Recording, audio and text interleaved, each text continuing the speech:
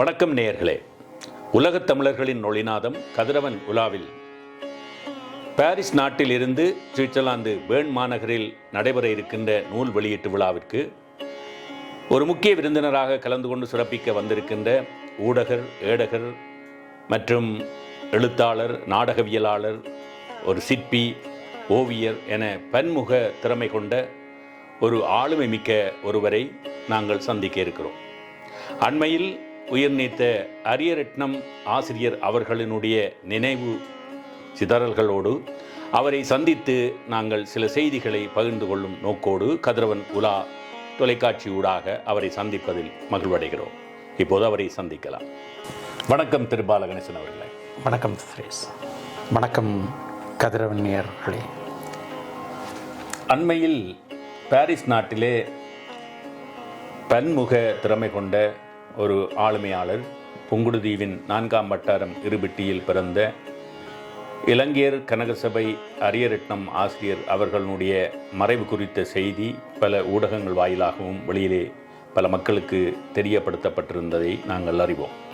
அந்த வகையிலே பாரிஸ் நாட்டிலே நீங்கள் பல வேலைத்திட்டங்களை தாயக விடுதலை சார்ந்தும் எழுத்து துறை சார்ந்தும் அந்த மண்ணிலே இருந்தவர், வாழ்ந்தவர். ஆகையால் அவரை பற்றி நீங்கள் நிச்சயமாக அறிந்திருக்கக்கூடும்.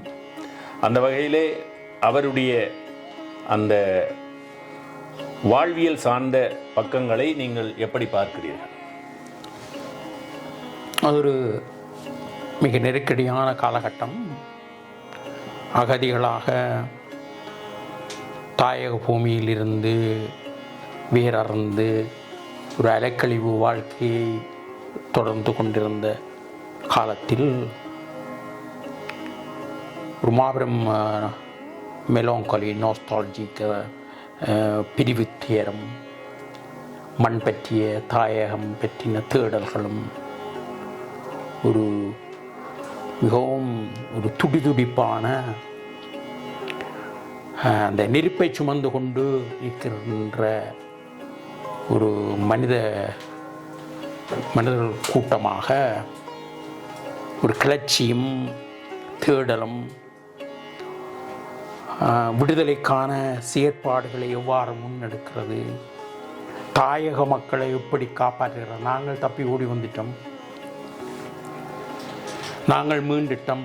ஆனால் அங்கே அந்த தேசத்தில் உள்ள மக்கள், ஏனைய மக்களுக்கு நிகழப்போகும் அனர்த்தங்கள், அபாயங்கள் குறித்தெல்லாம் மிக கடுமையாக சிந்தித்த மனிதர்களில்,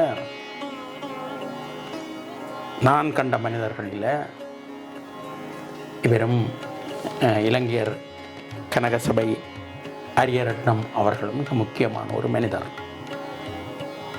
இந்த மனித நேயம், மானுட நேயத்தின் உச்சத்தில் நின்றவர்களில் அவரும் ஒருவர். அப்போ அவர்கள் எவ்வாறு இயங்கப் போகிறார்கள் என்கிறது குறித்தும், அவர்கள் எவ்வாறு இயங்கிக் கொண்டிருந்தார்கள் என்பது குறித்தும் நான் துளி துளியாக பார்த்தவன், ரசித்தவன், அனுபவித்தவன்.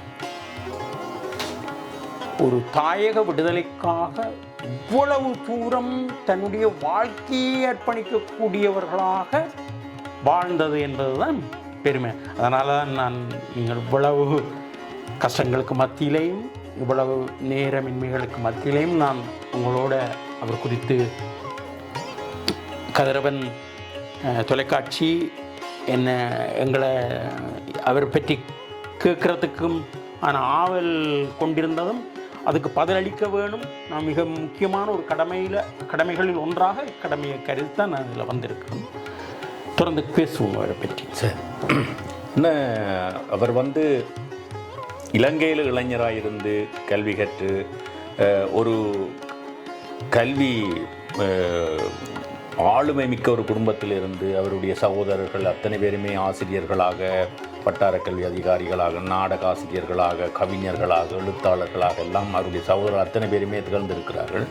அப்படி இருக்கையிலே அவர் சிறு வயதிலேயே சாரணர் இயக்கமாக சர்வோதயத்தோடு இணைத்து கொண்டு இளைஞர் பட்டாளம் எல்லாம் ஒன்றாக இணைந்து ஊர்காவல் படை என்ற ஒரு படையை அமைச்சு, என்னென்றால் கடத்தல் தொழில் கோலோச்சி கொண்டிருந்த ஒரு காலத்தில் காக்கி சட்டைகளினுடைய அடாவடித்தனங்கள் புங்குடுதீவில் நடைபெற்று கொண்டிருந்தது. எங்கள் பெண்கள் மீது சீண்டல்கள் இருந்த காரணத்தால் இந்த காக்கி சட்டையினுடைய அடாவடித்தனத்தை ஒடுக்குற நோக்கத்தோடு அவர்கள் இளைஞர்கள் இரவில் பெரிய ஒரு கொட்டன் பொல்லோட எல்லா வீடுகளுக்கும் சென்று படலைகளில் ஒரு கொப்பி எழுதி போட்டிருப்பார்கள். அதில் இத்தனை மணிக்கு வந்தோம்னு சைன் பண்ணி ஒரு 10-15 இளைஞர்கள் எல்லா வீடுகளுக்கும் டோர்ச் லைட் மூலம் அதையும் கொண்டு சென்று அந்த ஊர்காவல் படை பணி செய்தார்கள். அப்படி அந்த காலத்திலேயே முதலாக அந்த ஊர்காவல் படை என்றதை உருவாக்கியதே புங்குடுதீவு மண்ணில் இந்த இளைஞர் பட்டாளம் தான். அதாவது இன்றைக்கு ஜெர்மனியில் இருக்கிறார் மகாலிங்கம் சிவலிங்கம் என்பவர் உங்களுக்கு தெரியும். புங்குடுதீவிலே அந்த ஒரு சிற்பி ஆலையை வைத்திருந்தார், சுண்ணாம்பு ஃபேக்டரியை வச்சிருந்தவர். அவர் இறந்துட்டார். ஜேஎம் என்கின்ற ஒருவர் எங்களுடைய சித்தப்பா முறையானவர், அவர் அங்கே கனடாவில் இருக்கிறார். அப்படி நிறைய இளைஞர் பட்டாளங்களுக்குள்ள அந்த ஒரு மாபெரும் ஒரு சமூக கட்டமைப்பு சார்ந்த ஒரு எழுச்சி சிந்தனை அவர்கள்ட்ட இருந்தது. இதில் மிக முக்கியமாக வில்வரட்னம் அவர்கள் எல்லாம் இணைந்திருந்த ஒரு இளைஞர் பட்டாளம், அந்த காலத்து இளைஞர் பட்டாளங்களில் சர்வோதயம் திருநாவுக்கரசு அவர்களுடைய பணி ஒரு பக்கமாகவும், தளியசிங்கத்தினுடைய ஒரு சர்வோதய பணி என்பது கிழக்கு பகுதிகளிலும் ஒரு கோலோச்சி இருந்து அந்த சமூக கட்டமைப்போடு இயங்கிக் கொண்டிருந்த காலத்திலேயே இவர்கள் அந்த இளைஞர் பட்டாளமாக இருக்கிற பொழுதே அந்த சமூக விழிப்புணர்வு சார்ந்து பல வேலை திட்டங்களை செய்தார்கள். வீதிகளை புனரமைத்தார்கள், வீதிகளை பெருப்பித்தார்கள், குளங்களை அகழ்வித்தார்கள், அகலப்படுத்தினார்கள். சமூக செயற்பாடுகளை ஆங்காங்கே எல்லா இடங்களிலும் அந்த இளைஞர் பட்டாளம் செய்து கொண்டிருந்தார். அப்போவே அந்த இளைஞராக இருக்கிற பொழுதே அவர் அந்த செயல் திட்டத்தை பார்த்ததெல்லாம் நான் கண்ணூடாக கண்டிருக்கிறேன். அப்படி இருந்தவர் தன்னுடைய இப்போ உதாரணத்துக்கு நாங்கள் கல்வி கேட்கிற பொழுது கணிதத்துறையில் அல்லது போனால் வர்த்தகத்துறையில் அல்லது போனால் விஞ்ஞானத்துறையில் இப்படித்தான் நாங்கள் கல்வி வைப்போம். ஏதாவது ஒரு துறை, இவர் 3 துறையும் கற்றிருக்கிறார். அது மட்டும் இல்லாமல் தொழில்நுட்ப கல்லூரியில் கல்வி கற்று சகல மாணவர்களுக்கு இலவசமாக பயிற்சிகளை கொடுத்து எங்களுடைய மாணவர்கள் எல்லாம் கற்று தெளிந்து இந்த வியாபாரத்துக்கு போகாமல் நல்ல கற்று தெளிந்து வர வேண்டும் என்பதற்காக உழைத்திருக்கிறார். கொழும்பில் பெஸ்லி காலேஜ் என்றால் எல்லாருக்கும் தெரியும், மிகப்பெரிய பள்ளிக்கூடம். அந்த பள்ளிக்கூடத்தில் இவர் கற்பிதம் செய்த ஒரு ஆசிரியர். அவர் அதன் பின்னால் யாழ்ப்பாணத்தில் இருக்கிற புஷ்பா ரெடஸை நடத்தி கொண்டு மாணவர்களுக்கு கல்வி மாலை வேளையில் கல்விகளையும் பயிற்றுவித்து கொண்டு அப்படி வாழ்ந்து கொண்டு அந்த வியாபாரத்தையும் நுணுக்கங்களையும் கற்றுக்கொண்டு தான் அவர் நான் நினைக்கிறேன் 82-83 காலப்பகுதியில் பாரிஸ் மண்ணிற்கு அவர் புலம்பெயர்ந்து வந்த அந்த கால சூழலாக நான் நினைக்கிறேன். என்றால் நான் எல்லாம் 84ஆம் ஆண்டு வருகிறதற்கு 2 ஆண்டுகளுக்கு முன்பாகவே அவர் புலம்பெயர்ந்து பாரிஸ் மண்ணிற்கு வந்திருக்க வேண்டும் என்று நான் கருதுகிறேன். சரியாக எனக்கு அந்த ஆண்டை குறிப்பிட்டு சொல்ல முடியாது. ஆனால் நீங்கள் தாயக விடுதலை சார்ந்து எரிமலை பத்திரிகை அங்கே செய்து கொண்டு விடுதலை போராட்டம் சார்ந்தும் இந்த வேலை திட்டங்களை நீங்கள் பாரிஸ் மண்ணில் முன்னெடுக்கிற பொழுது இவருடைய வருகையை நீங்கள் அறிந்திருப்பதற்கான வாய்ப்பு இருந்திருக்கும் என்று நான் நினைக்கிறேன். நீங்கள் முதல்ல எப்படி அவரை சந்திச்சிங்க, எப்படி உங்களுடைய அவருடனான ஒரு பழக்கம் உங்களுக்கு எப்படி ஏற்பட்டது? அப்போ குறிப்பாக எங்கள்கிட்ட ஒரு தேநீர் கடையை போடுறது, ஒரு பெட்டி கடையை திறக்கிறது, அதில் ஒரு சோத்து கடை போடுறது, அல்லது ஒரு சூப்பர் மார்க்கெட்டு ஒரு பெரிய சந்தையை திறக்கிறது, இவ்வாறு ஒரு புடவை கடையை போடுறதுன்ற ஒரு சிந்தனை தான் எங்கள்கிட்ட இருந்த பொருளாதார ரீதியான. அப்போ இவர் பொருளாதார ரீதியாகவும் இவர்கிட்ட ஒரு அச்சகத்தை தோற்றுவிக்க வேணும். ஒரு அச்சகத்தை, அதுவும் பொருளாதார அடிப்படையில் ஒரு அச்சகத்தை நிறுவி அச்சகத்தினூடாக பொருளீட்டலாம் என்றதுக்கு அப்பால் இந்த அச்சகம் என்கிறது அவர் தோற்றுவிக்கிறார். மெய்கண்டான் அச்சகம், நல்ல பேர்.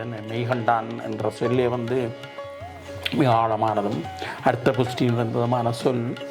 அந்த மெய்கண்டான் அச்சகத்தை அவர் திறக்கிறார். அப்போ மெய்கண்டான் அச்சகத்தை திறக்கிற பொழுது எங்களுக்கு அது அந்த நேரம் ஒரு விழாவுக்கான அழைப்புதல் அச்சிடுகிறது. ஒரு பிறந்த நாள் அட்டைகளை தயாரிக்கிறது. அப்போ இவ்வாறு சிறிய சஞ்சிகளை அச்சிடுறது, வாழ்த்துப்பாக்கள் எழுதுறது, மற்றது இறந்தவர்களுடைய 31 ஆந்திரட்டி போன்ற பல்வேறு விஷயங்கள், இறந்தவர்களுக்கான கல்வெட்டுக்களை கொண்டு வர்றது, கலண்டரை, எங்களுடைய நாட்காட்டிகளை தயாரிக்கிறது, இவ்வாறு அது ஒரு சின்னனாக மக்களுடைய வாழ்வியலோட ஒரு பின்னி பிணைந்ததான ஒரு கூர்மையான செயற்பாட்டு மையமாக மேகண்டான் மாறும். அது என்னண்டா பாரிஸில் வந்து சில பேர் நினைக்கலாம் மேகண்டான் என்ற உடனே நிறைய பேருக்கு எண்ணம் தோற்றுவிக்கப்படுகிறது என்றால் நாட்காட்டி தான். இலங்கையில் மிகவும் பிரபல்யமான நாட்காட்டி மேகண்டான். அது வேறு இது வேறு. ஏனெண்டா உங்களுக்கு தெரியும் பாரத் கபே அப்படி என்று இலங்கையில் பிரபலமான வர்த்தக நிறுவனங்களுடைய பெயரை பாரிஸ் மண்ணில் வைத்திருக்கிறார்கள் பலர். அது மாதிரி இது மேகண்டான் அச்சகம். அது வந்து நிறைய புத்தகங்களை அச்சிடவும், பாடசாலை புத்தகங்கள், பிள்ளைகளுக்கான பாடங்களை ஆரம்பத்தில் இவர் வந்து இந்த தொழில்நுட்ப கல்லூரியில் கல்வி கற்றதால் வந்து தட்டச்சு செய்வார். தட்டச்சு செய்து பல இங்கே இருந்து வந்த இலங்கை நாட்டிலிருந்து வந்தவர்களுக்கான மொழிபெயர்ப்பு, அவர்களுக்கான அந்த கேஸ் என்று சொல்கிறது, அந்த அந்த அந்த அவர் கொடுக்குற அந்த கேஸுகள் எல்லாம் இவரே எழுதி கொடுப்பார் நிறைய. அப்படியான நிறைய பணிகளை செய்கிறதுக்கு வந்து அந்த இது சரியாக இருந்தது. அதே நேரம் எங்களுடைய இனத்தினுடைய எழுச்சியை நாங்கள் வந்து ஒரு மாபெரும் புரட்சியாக கொண்டு வரத்துக்கு எங்களுக்கு பிரசுரங்கள் அவசியமாக இருந்தது. அதில் மேகண்டான் பிரசும் வந்து தன்னாலான பணியாற்றிருக்கு என்று நான் நினைக்கிறேன். நீங்கள் தொடரலாம். ஆரம்பத்தில் அவருடைய அனைத்து முயற்சிகளுமே மிக சிறப்பாக இருந்தது. மற்றது எனக்கு அவரில் பிடிச்ச விஷயம் என்னென்றால் அந்த சமூகத்தை கட்டமைக்கிறது. என்ன சமூகம் சிதறி போகாமல் அது அந்தரித்து நிற்கிற நிலையில் அதற்கு கை கொடுத்து அது சிதறி போகாமல் அதை கூட்டாக கட்டி எழுப்புறதுக்கும் ஒரு கூட்டு சிந்தனையை அவர்களிடத்தில் வளர்க்கிறதுக்குமான ஒரு தூண்டுதலாளனாக, ஒரு சிந்தனையாளனாக, அதற்கு செயற்பாட்டு வடிவம் கொடுப்பவராக அவர் இருந்தார்.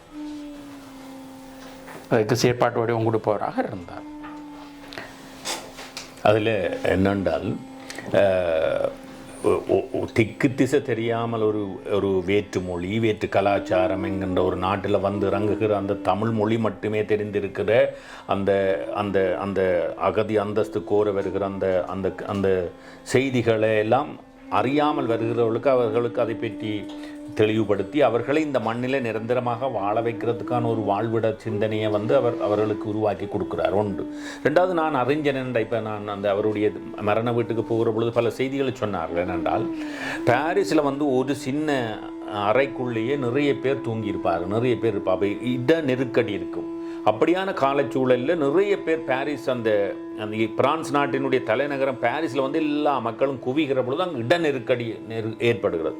அப்போ என்ன செய்வாராம் இவர் என்னென்றால், இந்த ஒரு பில்டிங் வந்து அது வந்து இனி இடிக்க போகிறேன்னு சொல்லி அதை தீர்மானித்து அவர்களெல்லாம் வந்து அதுக்குள்ளே போகக்கூடாத மாதிரி கைவிடப்பட்ட கட்டிடங்களை இவர் போய் இரவிரவா போய் அந்த செங்கல்லுகளை நகர்த்தி ஒரு ஓட்டையை உருவாக்கி இரவில இந்த எங்களுடைய தெருவில் நிற்கிற மக்களுக்கு படுக்கிறதுக்கு இடம் இல்லாமல் இருக்கிற மக்களையெல்லாம் அந்த பில்டிங்குக்குள்ளுக்குள்ளே போய் படுக்க வச்சுட்டு அதிகாலையில் வெள்ளம் எழும்பி வந்துட்டு அந்த கல்லால் அதை இருந்த மாதிரி அடுக்கி அப்படியெல்லாம் செய்வாராம்.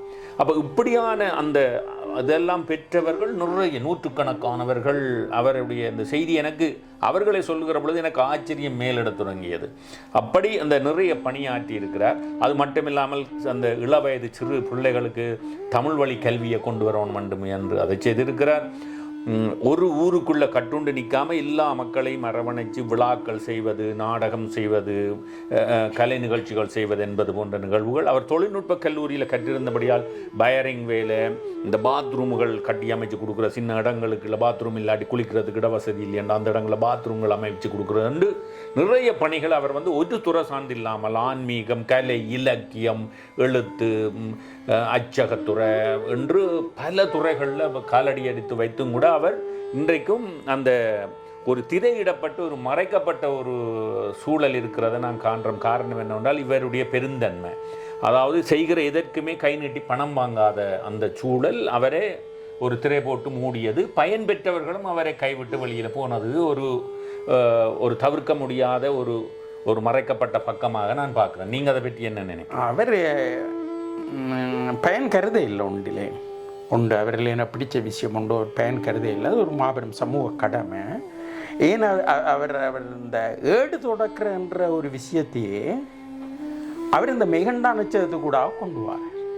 ஆனால் அவன் மட்டைகள் எல்லாம் அரிச்சுவடி எல்லாம் தொங்கி கொண்டிருக்கும். பார்க்க அந்த நேரம் நாங்கள் துரத்தப்பட்டு அகதிகளாக துரத்தப்பட்டு கொண்டிருக்கிறோம். ஜெர்மனியில் சுவிஸ் போன்ற நாடுகள் அல்லது வேறு நாடுகளில் கொஞ்சம் அகதி முகாம்கள் இருந்தது. அகதிகளுக்குரிய நிவாரணங்கள், அகதிகளுக்குரிய தங்குமிடங்கள் வேறையாக இருந்தது. ஆனால் பாரிஸினுடைய நிலைமை அவ்வாறு இல்லை. பாரிஸின் நிலைமை நாங்கள் ஒரு அந்த வந்தவர் எல்லோருக்குமே இந்த அகதி அந்தஸ்து எடுக்கிறத விட அவர்கள் ஏதோ ஒரு வேலையை முதல்ல தேடி எடுத்துட வேணும். அந்த வேலை கூடாக வெகு விரைவில் அந்த நாட்டுக்கும் அந்த வறுமையையும் பிணியையும் நாங்கள் வேகமாக அடித்து விரட்ட வேணும் என்கிற ஒரு துட்டிப்பு இரவு பகலாக அடிமாறு அடிக்கிற ஒரு கூட்டத்தினரை போல அவர்கள் இயங்கிக் கொண்டே இருப்பார்கள். யந்திர வேகமாக இயங்கிக் கொண்டு ஒற்றை ஓட்டம் எல்லாருடைய மனங்களிலேயுமே எல்லாருமே அந்த மண்ணையும் அந்த கடலையும் சுமந்து கொண்டிருந்தார். அது சொல்ல தெரியாது. அவன் கவிதையை வந்திருக்க முடியாது அல்லது ஒரு சிறுகதையாக அவன் புனைந்திருக்க முடியாது. ஆனால் அவர்கள் அந்த கூட்டமே அவ்வாறு தான் இருந்தது. அப்போ அதில் அந்த ஏடு தொடர்கின்ற அந்த செயற்பாட்டை கொண்டு வர தானே இந்த தமிழ் அழிஞ்சு கொண்டிருக்கு, தமிழுக்கு இன்னல். ஆனால் அவர் அந்த நேரத்திலேயும் அந்த அவ்வாறெல்லாம் சோர்ந்து விழாமல் தமிழை வளர்க்கிறது, தமிழை வெளியுலகு கொண்டு போகிறது, தமிழை என்னுடைய அடுத்த சந்ததிக்கு புலம்பெயர்ந்த சந்ததி ரெண்டைக்கு புலம்பெயர்ந்த சிறார்களோ அல்லது புலம்பெயர்ந்தவர்கள் தமிழ் மொழியில் தாய் தந்து உடனான உறவாட்டத்துக்கும் ஊடாட்டத்துக்கும் அந்த மொழியினுடைய பங்களிப்பை அன்றைக்கே அவர் உணர்ந்து செயற்பட்டுறது. தாய்மொழியை இப்போ கல்வியை கொன்ற வேணும்ன்றதில் அவர் காட்டின அந்த தீவிர அக்கறை அல்லது சிந்தனை. மற்றது புங்குடுதீவு அந்த மக்கள் ஒன்றியம் பிரான்ஸ், மற்றது பாரதி விளையாட்டுக் கழகம் என பல துறைகள், விளையாட்டுத்துறை, இந்த சமூக கட்டமைப்பு என பல துறைகளிலும் அவர் பணியாற்றி இருக்கிறார். மற்றது அன்று அவருடைய அந்த மரண சடங்கில் பார்த்தன் தமிழர் ஒருங்கிணைப்பு குழுவை சேர்ந்தவர்களும் வந்து அவருடைய இழப்பு சார்ந்து அவர் தேசியம் சார்ந்து ஆற்றிய கடமை சார்ந்தெல்லாம் அவர்கள் பேசிய பொழுது உண்மையில பார்க்கிற போது அவர் தன்னை கவனியாமல் இந்த உலகுக்காக தன்னை அர்ப்பணித்து கொண்டார் என்பதுதான் எனக்கு தெளிவாக தெரிஞ்சது. அதில் எனக்கு நீர் குறித்து, தண்ணீனுடைய அவசியம் குறித்து தீவு பகுதி மக்களிடையே இருக்கிற மாபெரும் அந்த நிலங்களே பாலையாகி கொண்டிருக்குது.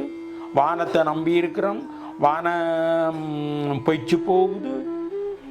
நீர் இல்லாமல் விவசாயிகள், கால்நடைகள், பயிர்கள் அழிஞ்சு கொண்டிருக்குது, தரிசு நிலமாகி கொண்டிருக்குது.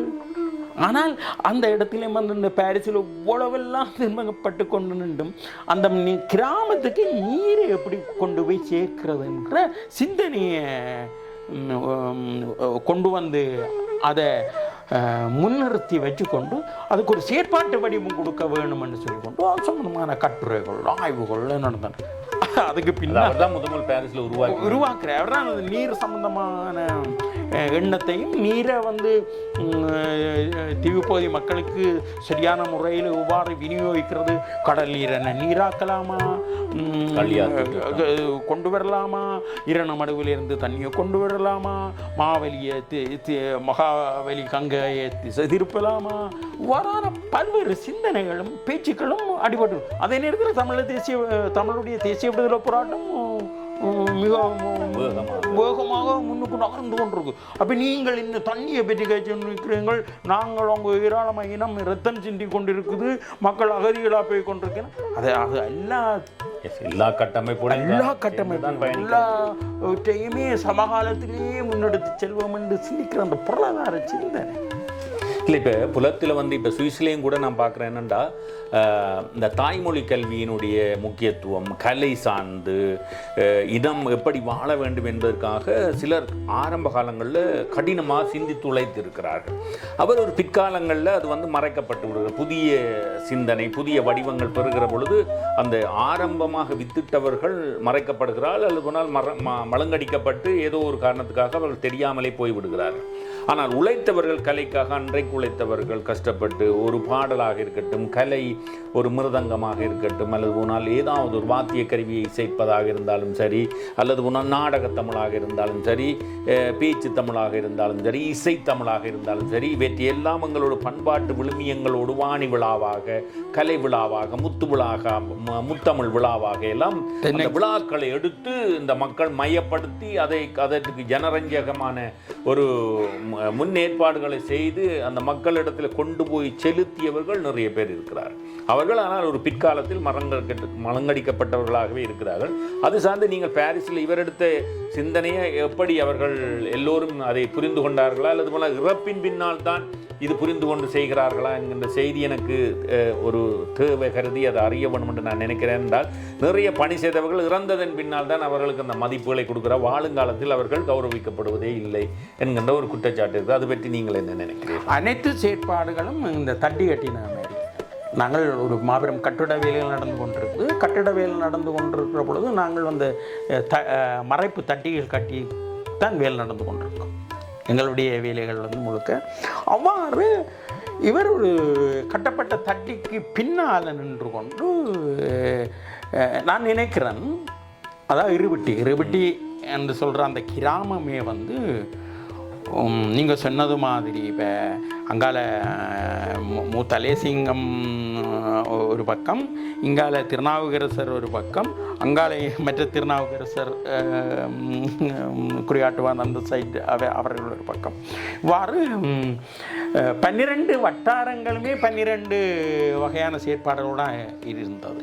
ஆனால் இந்த 12 வட்டார செயற்பாடுகளிலேயும் எங்களை இணைச்சது மாட்டு வண்டி சவாரியும்,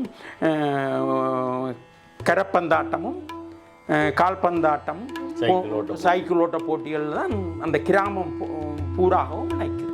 இப்போ இவர் என்ன நான் இதில் சொல்ல வரேன் என்றால், இந்த இடப்பெயர்வு வந்து அநேகமானவர்களை புங்குடுதீவு அந்த பாரிஸ் மையத்துக்குள்ள எல்லாரும் வந்து சேர்றாங்க. எல்லாரும் வந்து சேர்றேன். இப்போ உதாரணமாக மூத்தலேசிங்கத்தினுடைய மகன் அங்கான் இருக்கிறார். திருநாவுக்கரசருடைய கொள்கைகளை அதை பின்பற்றவர்கள் அல்லது அதை மிகவும் வலிமையான கருத்தியலாக ஏற்றுக்கொண்டு இயங்குகிற அழகன் போன்றவர்கள் அங்கான் இருக்கிறார்.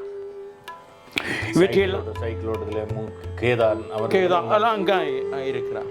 எங்களுடைய விநாயகமூர்த்தியை நீங்கள் எடுத்துக்கொண்ட விநாயகமூர்த்தி முழுக்க தேசிய தலைவர்களுடைய மதிவதனி அக்கா, முழு பேருமே மதிவதனி அக்காவை தெரிந்தவர்.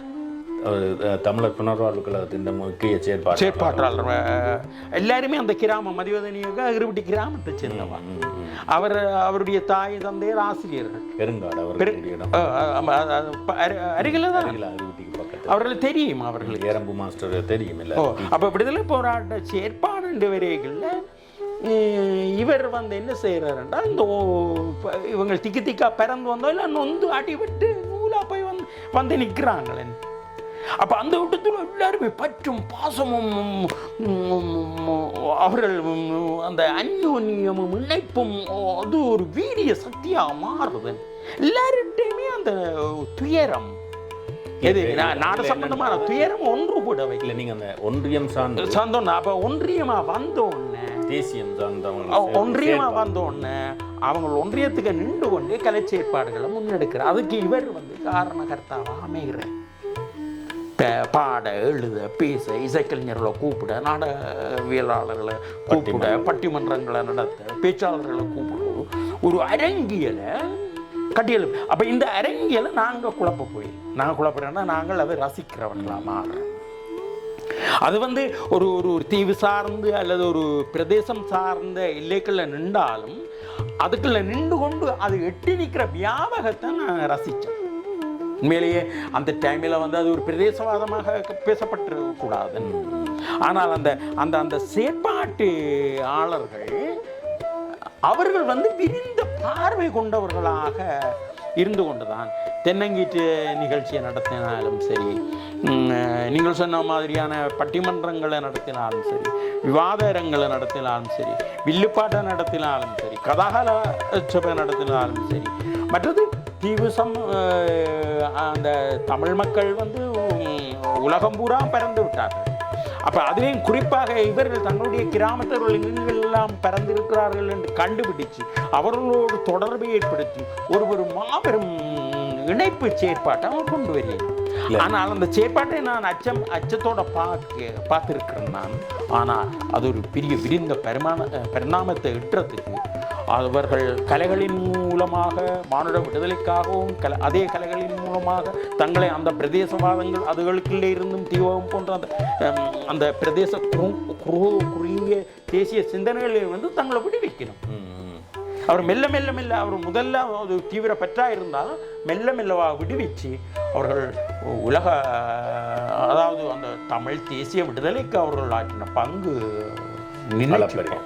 உண்மையில என்னென்றால் இப்போ வெளிநாடுகள் என்று பார்க்கிற வேளையில் இப்போ தீவகம் என்று பார்க்கிற அந்த காலகட்டத்தில் புங்குடுதீவை சேர்ந்தவர்கள் தான் கூடுதலாக இலங்கையினுடைய பல பாகங்களிலும் வந்து வியாபாரத்தில் கொடி கட்டி பிறந்தவர்கள். உதாரணத்துக்கு கொழும்பு, மட்டக்களப்பு, யாழ்ப்பாணம், திருகோணமலை என எல்லா இடங்களிலும் சிங்கள பகுதிகளில் கூட ரத்தினபுரி அப்படியான போன பிரதேசங்களில் கூட கொழும்பில் வியாபாரத்தில் கோல் வச்சியவர்கள்.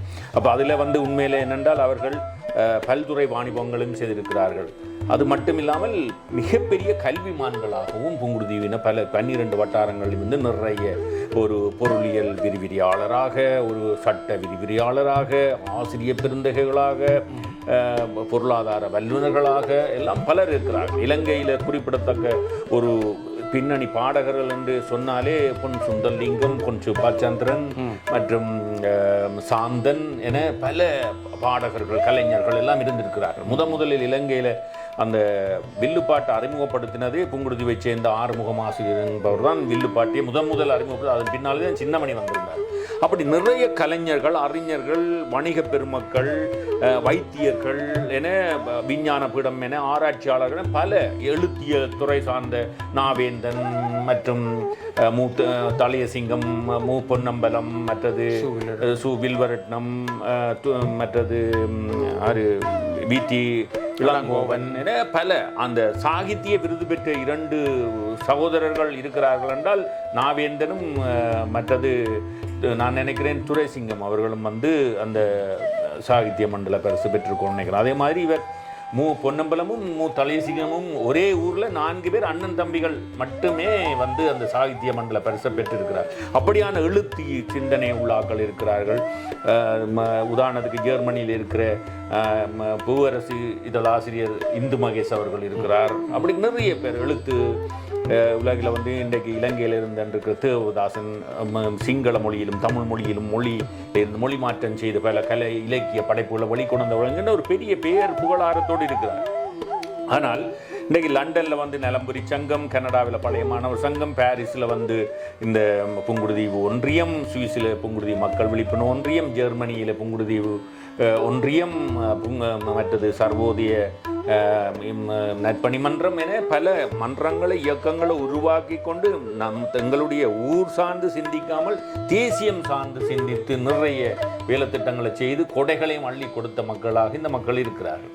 அப்படி இருக்கையில் இன்றைக்கும் அது நினைவு கொள்ளப்படுகிறதா? இன்றைக்கு பாரிஸ் பட்டம் பற்றி எனக்கு தெரியாது, அதால் உங்களிடம் கேட்குறேன். நீங்கள் அந்த சமூகம் சார்ந்து அந்த இனம் சார்ந்து பயணித்தவர் என்றபடியா அந்த காலத்தினுடைய இந்த தேவை கருதி இவர்கள் ஆற்றிய பங்குகள் மதிப்பளிக்கப்படுகின்றனவா அல்லது நினைவில் கொள்ளப்படுகின்றனவா என்ற கேள்வி ஒன்று இருக்கிறது. இரண்டாவது, தேசிய தலைவர் அவர்கள் ஒரு சில பணியாளர்கள் அங்கு போய் சந்திக்கிற பொழுது சொன்னாராம், ஒரு கிராமத்தை நேசிக்கிற மக்கள் தான் தேசியம் சார்ந்து நாட்டை சிந்திப்பார்கள், நாட்டை நேசிப்பார்கள்.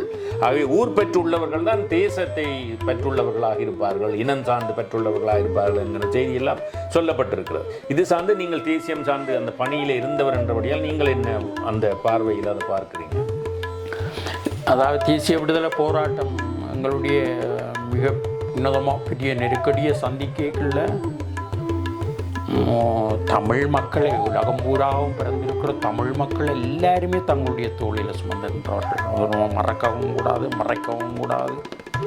அதை மறந்து போய் மறந்தால் நாங்கள் மனிதம் இல்லை.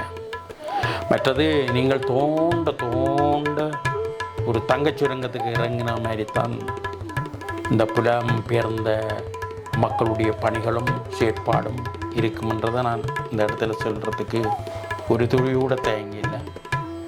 அவர்களெல்லாம் மாபெரும் சுரங்க தொழிலாளிகள்,